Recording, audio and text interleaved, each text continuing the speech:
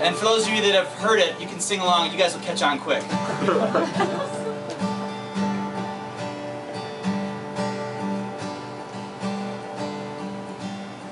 There was a yak, and Matthew was his name, and he jumped a fence and he came into the fossil beds.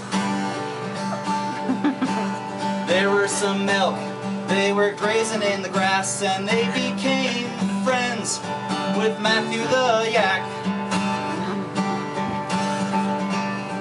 And there was a coyote, he was sneaking down the trail and watching the elk that were grazing in the grass, that became friends with Matthew the yak. There was a little squirrel hiding in a burrow where the coyote was sneaking down the trail. He was watching the elk grazing in the grass, and he became friends with Matthew the yak. Very good. Then along came a badger and dug a big hole where the squirrel was hiding in his burrow, where the coyote was sneaking down the trail, watching the elk grazing in the grass, who became friends with Matthew the yak. Right.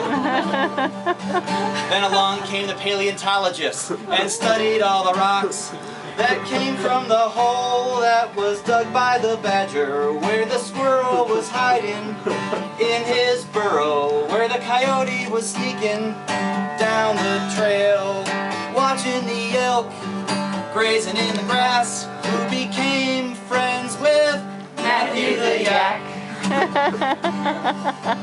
Then along came the interpreters and made an exhibit where the paleontologist had studied those rocks, where the badger had dug a big hole, where the squirrel was hiding in his burrow, 'cause the coyote was sneaking down the trail, and he was watching the elk grazing in the grass, who had become friends with Matthew the yak.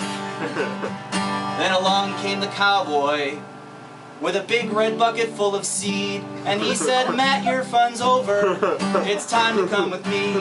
And that is the story of Matthew the yak.